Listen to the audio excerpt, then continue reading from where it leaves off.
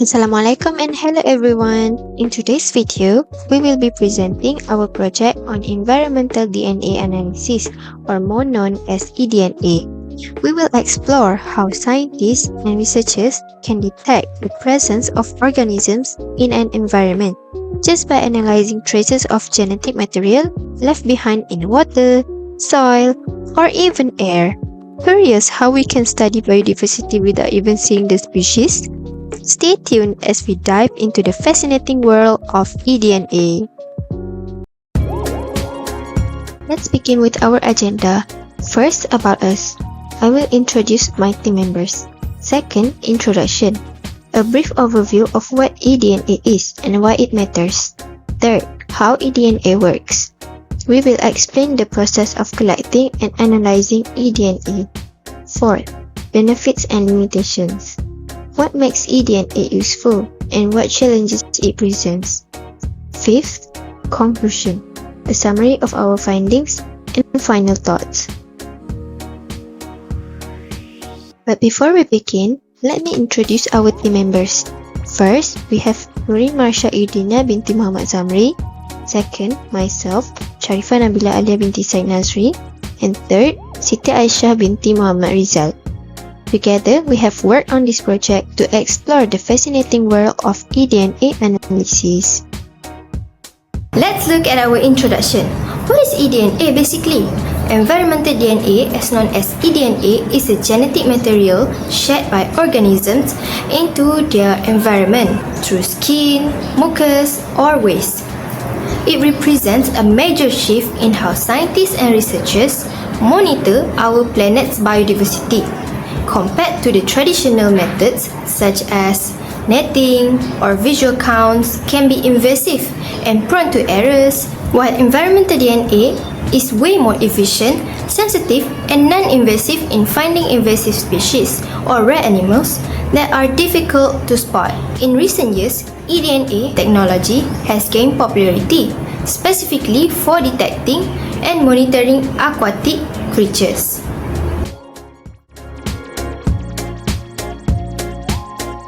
Now, let's go through the process of how eDNA works. There are 5 main steps. Sample collection. Water samples are collected from ponds, lakes, river, or stream. The volume can range from just 50 milliliters to several liters, depending on the habitat size. Collecting multiple samples from different locations improve accuracy.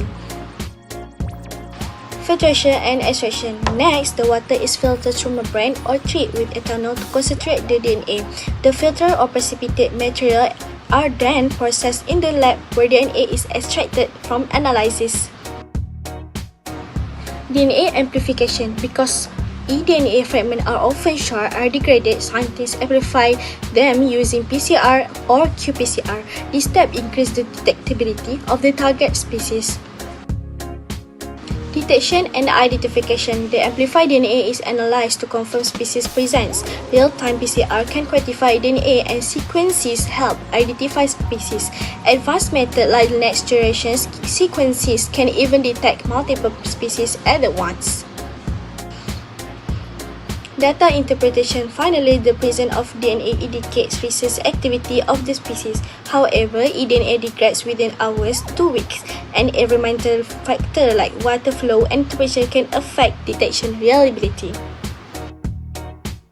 To truly understand environmental DNA or eDNA as a biomonitoring tool, we must explore the benefits that make it a game changer for conservation, as well as the inherent limitations that researchers must navigate.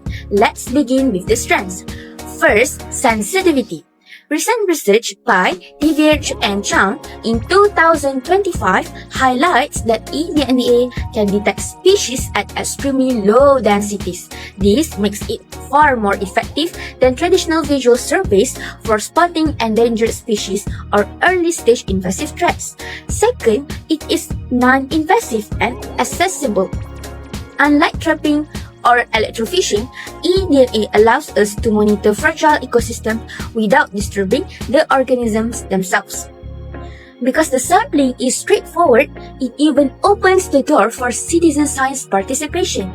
Third, it is highly efficient. It significantly reduces field labor and cost compared to traditional methods. Fourth, it offers a holistic community assessment. Through metabarcoding, a single water or soil sample can identify hundreds of species across different taxonomic groups simultaneously. And finally, its reach is unparalleled. eDNA provides extensive spatial and temporal coverage. We can sample remote environments like the deep sea or use the archival samples such as ice cores to reconstruct biodiversity patterns from the distant past. However, eDNA is not a single bullet. It comes with specific challenges that require careful data interpretation. The first major hurdle is DNA degradation. This leads to two types of error, which is the false positive and false negative. False positive, where we detect a species that isn't actually there, perhaps due to lack contamination or DNA being transported into the area by wind or predators. And for the false negative is where the DNA breaks down too quickly due to high heat, UV light, or microbial activity before we can sample it. Next limitation is the difficulty in estimating abundance. A high concentration of DNA doesn't always mean a large population because shedding rates change based on the organism's life stage or the environment. Furthermore, we face a lack of individual data. eDNA cannot tell us an animal's age, sex, or health, nor can it distinguish between living organism and one that has recently died. Moreover, we are limited by our database and standards. If a species hasn't been sequenced in a genetic library yet, we may miss it entirely. Lastly, a lack of global standardization in how we filter and analyze samples make it difficult to compare different studies. While eDNA offers a revolutionary, sensitive, and cost-effective way to map life on Earth, it must be used alongside traditional methods to account for its biological and technical limitation. By understanding both sides, we can better apply this technology to modern conservation. And lastly, let's look at the conclusion of our project. In conclusion, environmental DNA is a powerful, non-invasive tool for detecting species in the environment. Furthermore, it offers high sensitivity and broad coverage, but results can be affected by certain limitations. In order to ensure the accuracy, environmental DNA should be used together with traditional methods. With ongoing improvements, environmental DNA has great potential to help protect aquatic life, wildlife, and ecosystems. That's all from us, and thank you for watching. Bye! Next, before we end our video, let's take a look at our finished flipbook. We use Flip HTML5 to make the flipbook. Firstly, we convert our Word document into PDF and then we upload it in the Flip HTML5 website. We customize the design and lastly, we copy the link. Let's watch the tutorial together. Firstly, we paste the link that we have already created. So let's open the link. Okay, so this is the link. First, we close all the advertisement. Okay, so this is the first page. This is the second page. This is the third page. This is the fourth page. This is the fifth page. Sixth page, seventh page, eighth page, and the ninth page is the last page. So there are several features provided by the Flip HTML5. The first widget is thumbnails. If we click in any pages, we can directly go there. Like we click the page 3, we directly go to page 3. If we click to page 5, we directly go to page 5. The second widget is we can adjust the panels which page we want to go. So like if we adjust to page 7, we will go to page 7. The next features is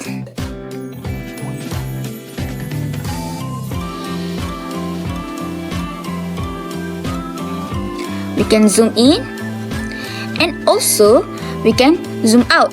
So like if we want to take a look at the pictures for clearer view, we can zoom in and zoom out. Okay, so the next features is we can turn off the audio. When we turn the page, it will not sound. When we turn on the sound back, when we flip the page, it will sound.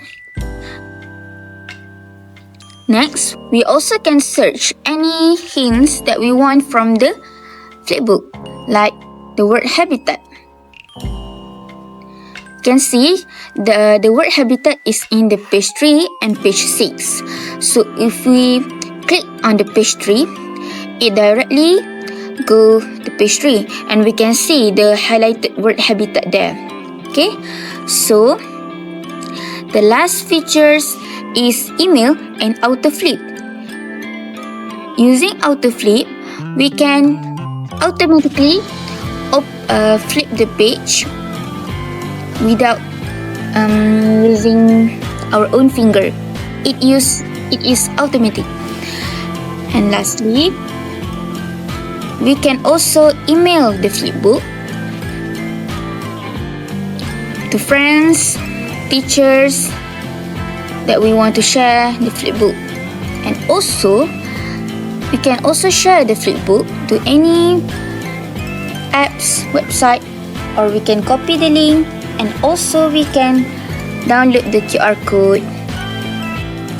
That's all from us. Thank you.